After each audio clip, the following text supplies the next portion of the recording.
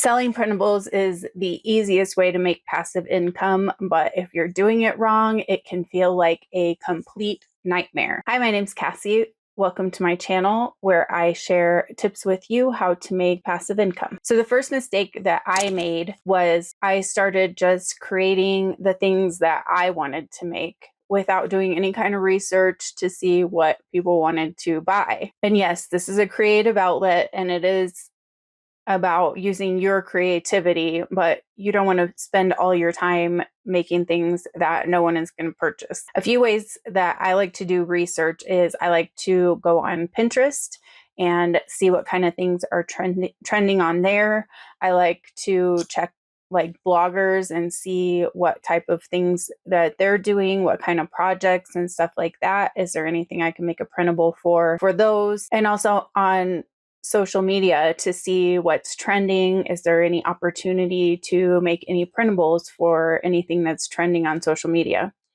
And also using a keyword research tool for finding things that are selling on Etsy or even through Google for my Shopify store. The one I like to use the most is Sales Samurai, and there's a link in the description if you want to check that out. So once you know what's popular, then you can figure out what kind of printables that you could make for those certain things. So, it could be things like different crafts, different things for holidays, like projects that people are doing or different ways that they're celebrating the holidays. I remember when I first started, I just started making the most general and random things. And needless to say, those did not get any views or any sales. The second mistake I made was making boring printables that look just like everyone else's. So let me give you an example of one of the things that I did when I first started. I made printable Christmas tags and they just said Merry Christmas or Happy Holidays. And then they had little like Christmassy looking teddy bears and penguins and other little animals like that. You could get those in any Walmart store, anywhere online. You can probably get them as a free printable online. So what's the incentive for somebody to buy mine if they even happen to find it? Your printables have to stand out in some way. So you need to find a way to make them different from what other people are selling, what people are giving away for free. So a couple of examples are, instead of making them like whatever the normal shape is, you can make them a different shape, or to make them more specialized for like a specific person or specific group of people. And mistake number 3 that I made was selling any and every kind of printable. When I started out, I had stuff for small business owners, for manifesting, for weight loss, for moms, for kids. So I had no real audience, and it's really hard for Etsy or Google or whatever platform that you're using to know what your shop is about and to send the right people your way. And also, once your customers get in there, they're not going to buy more than one thing because most of the stuff in the shop probably isn't for them anyway. So by making your shop appeal to a certain audience, you can get them to keep coming back to your shop, to get them to buy more than one thing at a time. You make more money and they get what they want. Before I move on to step number 4, I wanted to tell you about something I am really excited about. My subscribers have been asking, so I decided to put together a training designed to help you make money selling your printables. I'm inviting a small group of people to join me for my founders round of the training, who will go through this real time with me as I create the program. And this will just be half of the investment, but there's a catch. This is going to go out to all of my subscribers on YouTube and all of my email subscribers, which is a list of over 5,000 people. And I'm only going to take 15 founding members for this round. As a founding member, you and I will work really closely to help you learn how to make printables that will sell, how to set up everything you need to get your shop set up and get the sales rolling in, and how to market your shop. You'll have everything you need to have a successful and profitable printables business. If you want to be one of the first people to find out when the training is available for purchase and have the chance to snag one of those 15 spots, be sure to get on my wait list. You can go to PassivelyEverAfter.com, and I will leave a link in the description as well. So be sure to get on the list, and I hope to see you in there. The fourth mistake I made when I first started selling printables was I made things that were not fun for me. I figured, why not try all the things, which that's fine to try out all of the things, but I found myself making planners and wall art that I just do not like doing. Like, that is not my thing at all.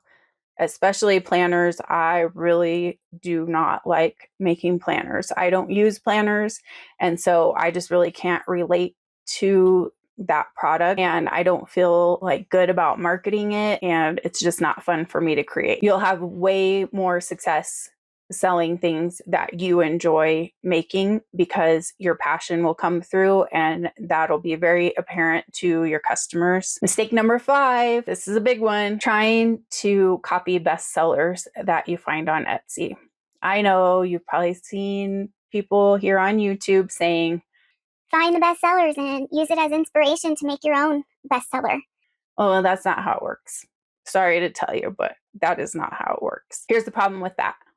Those people have a bestseller. They're at the top of the search results, and you're going to come along and you're going to make a product that is similar, and you're going to be at the bottom of the search result. And if I'm on Etsy shopping and I see this bestseller and it's cute and it's what I'm looking for, I'm probably not going to keep scrolling. But if I do keep scrolling and I see another knockoff version of the same thing, why would I choose that one over the one that I originally saw? Unless there's something that really makes it stand out, it's just that, a knockoff. I have some bestsellers, and I see people all the time try to make something similar, and it never works. First of all, they're never as cute as mine, and I'm not being biased. I'm just being honest. They're not as cute, and they don't have the same features, and so they don't ever get past me on the search results. The only way this will work is if you kind of go along with the same theme as what their bestseller is, but make something completely different. Mistake number 6 that I made was having photos that weren't very great. So with a lot of printables, you just kind of use the digital version and make it into kind of like a mock-up. And that's fine. And that's what most people do. But then I had the idea, like, why not take actual photos of my product? So I printed it out and I took photos of the product in different ways to show the size and like how you could use it, and kind of staged them, and what a difference that makes. I still have some digital versions, and depending on the product, sometimes I just use the digital versions. It just depends on the product. But for a lot of things, it looks so much cuter and stands out in the search results when you have an actual picture of the product. And I still put on the image, that it's a digital download, so people don't get confused thinking it's a physical product. But it really makes it stand out from all the other digital products that are just mock-ups. And another thing on that same topic that I did was I didn't really include a lot of information about the printable in the photos. So make sure your photos have like the size, the measurements of things, if it's editable or not editable, any kind of things that they need to know. You can even put like the editing instructions if it's an editable, anything that you think they might want to know. Basically, anything you put in the description, you can also put in your photos. So, because a lot of people don't even look at the description. So if there's something you want them to know, put it in your photos. Mistake number 7 is that I deleted some of my products after they've been on for a few months because they weren't selling. I'm going to tell you, it is so crazy to see how things go. But recently I had a printable that I listed, I think 2 years ago, And all of a sudden, out of nowhere, it just started getting sales.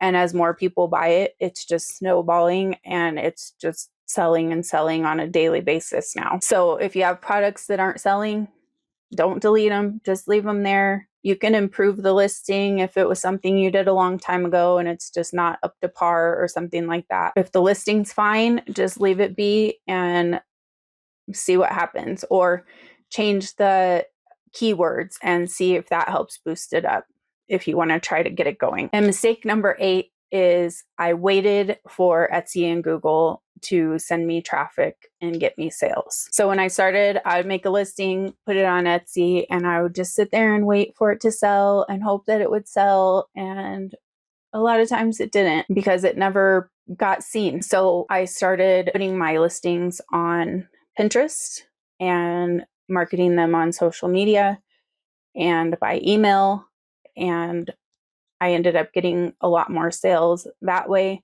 Plus, if you're sending the traffic to your Etsy shop, Etsy listing, that's going to help boost it up in the algorithm, and you could eventually end up at the top of the search results. The good thing about Pinterest and even something like TikTok is they're searchable. So people can go on there and put stuff in the search bar and they can find whatever you posted. And this goes for even years down the road.